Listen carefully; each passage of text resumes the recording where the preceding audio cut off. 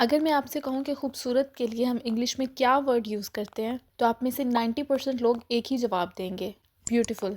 लेकिन इसके लिए हम क्या क्या यूज़ नहीं कर सकते? Pretty, alluring, adorable, stunning, beauteous, exquisite and the list goes on. और यही मिस्टेक स्टूडेंट अपने आइल्स राइटिंग के एग्जाम में करते हैं। वो पेपर में टाइम कम होने की वजह से मोस्ट कॉमन वर्ड लिख के आ जाते हैं और इसकी वजह से उनके बैंड स्कोर ड्रॉप हो जाते हैं।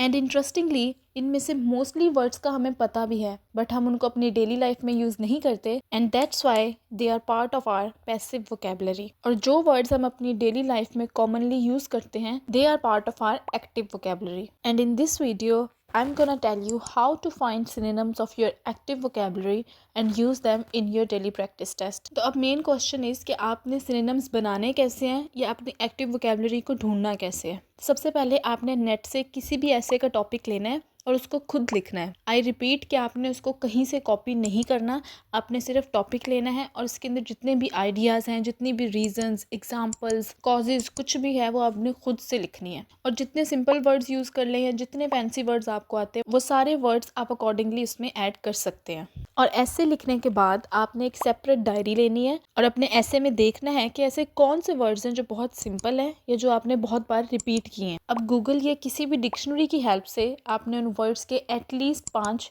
या मैक्सिमम 8 सिनोनिम्स ढूंढने हैं। एटलीस्ट 5 सिनोनिम्स तो होने ही चाहिए और उनको लिखने के बाद आपने डायरी बंद नहीं कर देनी, आपने उनको अच्छी तरह याद भी करना है ताकि नेक्स्ट प्रैक्टिस टेस्ट में आप उन्हें यूज़ कर सकें। जब तक आप इन वर्ड्स को अपनी डेली लाइफ में यूज़ नहीं करेंगे या अपने प्रैक्टिस टेस्ट में इनको यूटिलाइज नहीं करेंगे तब तक ये वर्ड्स आपकी पैसिव वोकेबलरी में ही रहेंगे। इसलिए उनको अच्छी तरह याद करें और पेपर में देखें कि कौन से वर्ड्स आप बहुत यूज़ करते हैं। फॉर एग्जाम्पल अगर मैं अपनी बात करूँ तो मैं पीपल बहुत जगह यूज़ करती थी, उसका मुझे कोई सिनोनिम नहीं पता था कि पीपल की जगह हम सोसाइटी भी लिख सकते हैं, हम कम्युनिटी भी लिख सकते हैं, ये कहीं जगह पे हम सेंटेंस के हिसाब से इंडिविजुअल्स लगा सकते हैं, पर्सन्स लगा सकते हैं। इसके अलावा बहुत से ऐसे के टॉपिक्स चिल्ड्रन से रिलेटेड आते हैं तो मोस्टली स्टूडेंट पूरे ऐसे में 10 जगह तो उन्होंने चिल्ड्रन ही लिखा होता है, तो उसके सिनोनिम्स बनाएं, उनको याद करें ताकि आपको पता हो कि पेपर में चिल्ड्रन की जगह हम कहीं किड्स भी यूज़ कर सकते हैं, कहीं हम माइनर्स यूज़ कर सकते हैं, यंगर जनरेशन लगा सकते हैं, जुवेनाइल्स लगा सकते हैं। और जब तक आप इनको अपनी डेली लाइफ में प्रैक्टिस नहीं करेंगे तब तक पेपर में आपको याद नहीं आएंगे। एंड ट्रस्ट मी, सिर्फ इस एक टेक्निक से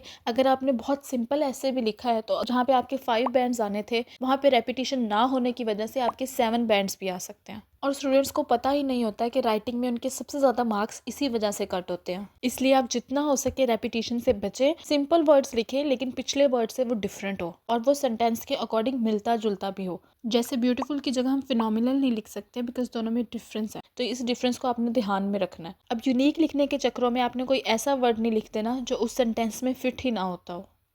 और ये टेक्निक सिर्फ राइटिंग में ही नहीं, आपकी रीडिंग और स्पीकिंग में भी हेल्प करेगी। रीडिंग में आपके डिफरेंट वर्ड्स को समझने में हेल्प करेगी क्योंकि रीडिंग में अक्सर यही होता है, स्पेशली पैसेज 3 में, कि वर्ड्स के मीनिंग बहुत सिंपल होते हैं लेकिन उन वर्ड्स को हमने कभी यूज़ नहीं किया होता, इसलिए हमें कभी पता नहीं चलता।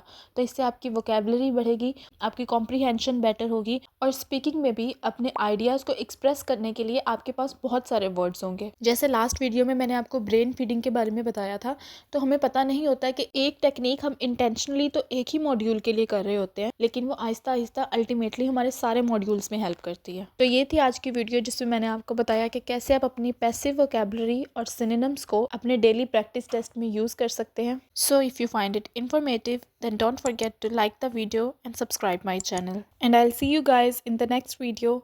Until then, keep smiling and stay curious.